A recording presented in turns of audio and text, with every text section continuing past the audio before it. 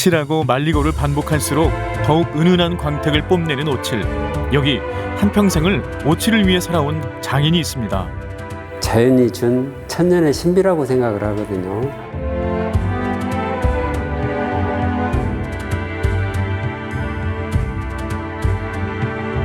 주대함 트롤리 이렇게 표현할 수는 있는데 너무 아름답다. 45년 오칠 벗삼아 걸어온 인생. 변하지 않는 아름다움을 간직한 박강용 오칠장의 옷공예 속으로 지금 떠나봅니다. 오칠과 목기의 본고장 남원. 안녕하세요, 소이바입니다. 오늘은 저기 갈 거예요. 그래요? 여기는 남원시 오칠공예관이라고 때 저희 혹시 옷을 보러 가나요?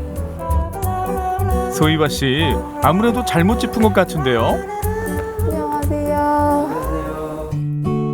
소희바의 기대를 와장창 깨주는 이가 있으니 전북 무형문화재 제13호 박강용 오칠장입니다. 이런 것들도 다 계란 껍질과 여러 가지 칠이 들어가져서 그것도 안착을 더 잘 시키니까. 전통 기법을 바탕으로 현대적 감각의 공예품을 만들고 있는 박강용 오칠장. 이것도 너무 가벼워요. 너무 가볍죠? 네. 이게 가볍죠? 되게 무거울 줄 알았는데 너무 가벼워요. 이게. 나무니까. 한옥에 자식 문화가 성행을 할 때는 이런 가구들이 굉장히 좋았어요.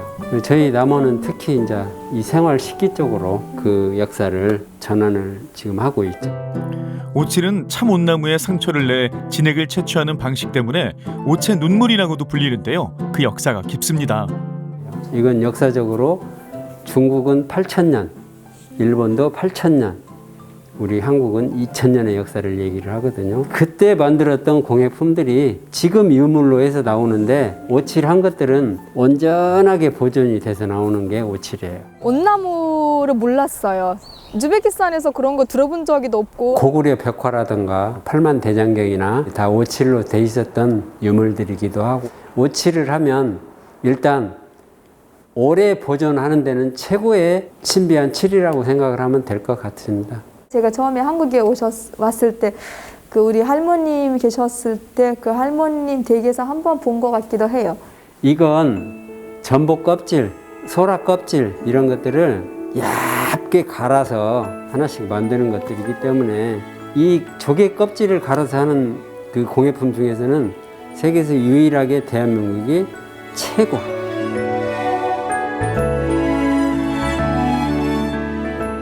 이걸 생칠이라고 해요. 이건 온나무에서 바로 채취한 칠. 정제를 하면 안이 보일 수 있는 이런 투명도의 칠이 만들어져요.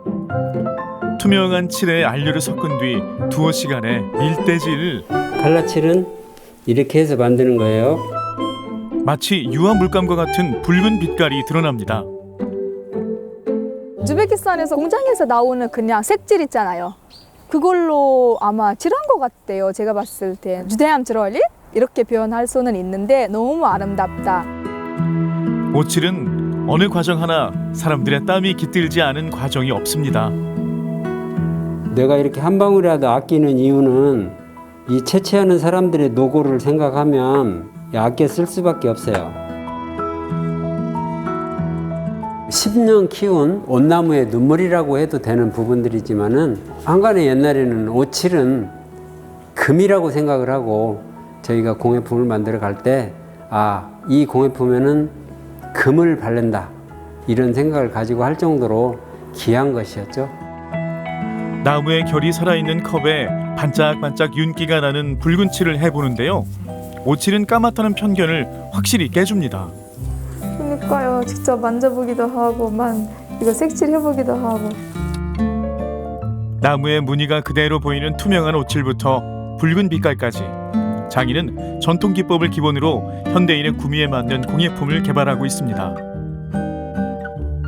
그 직접 해보니까 너무 재밌고, 그리고 이제 처음으로 그런 것을 진짜 귀한 거를 직접 손으로 만져보고 색칠을 해보니까 너무 재밌었기도 하고, 그리고 조심스럽기도 하더라고요. 칠을 처음에 배울 때는 오칠은 그냥 갈색 아니면 까만 거. 제가 한 20년 전부터 정제라는 개념을 배워가지고 일을 진행을 하다 보니까 현대인의 눈높이에 맞춰져야 되는데 옛날 같은 그런 단아함만 가지고는 오칠을 발전시킬 수 있는 모태가 안 되기 때문에 오칠은 앞으로는 뭔가 화려함을 추구를 해주는 이런 부분이 틀림없이 가미가 돼야 될 것 같습니다. 안주하지 않고 늘 새로운 도전을 추구하는 장인에게 오칠은 매번 기대감을 가져다 줍니다.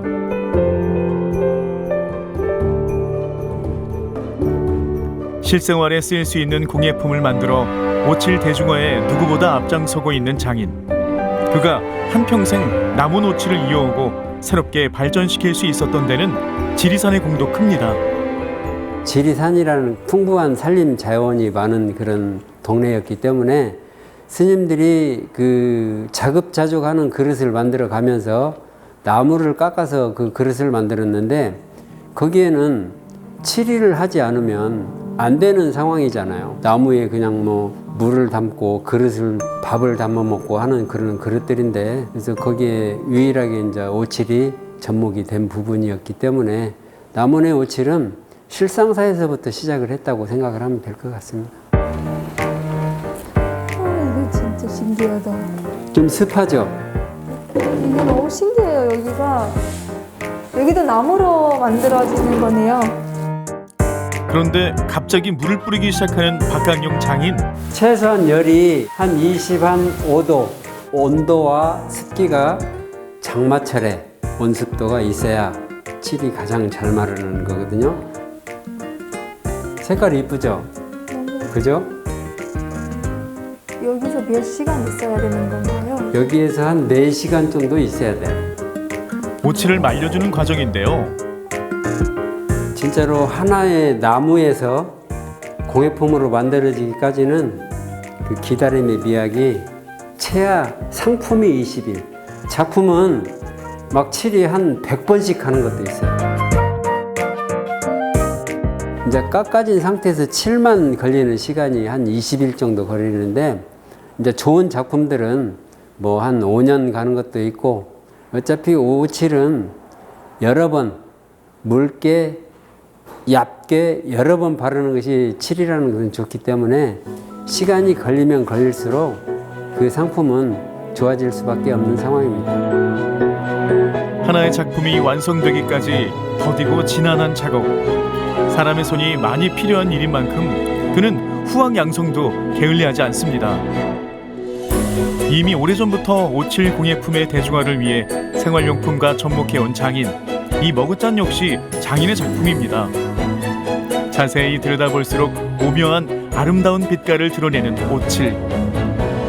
이 컵도 직접 만드시는 거잖아요.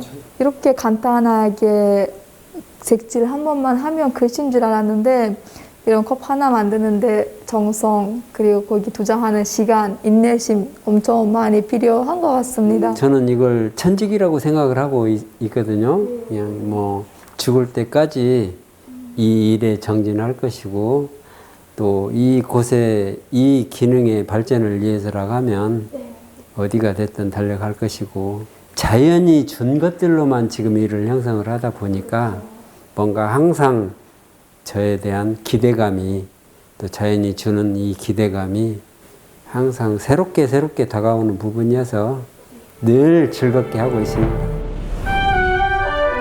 세월이 지나도 상하지 않고 변하지 않는 자연이 준 선물 오칠. 오늘도 세월을 품은 옷이 제 빛깔을 꽃 피우기를 묵묵히 기다리는 박강용 장인의 삶이 은은하게 빛나고 있습니다.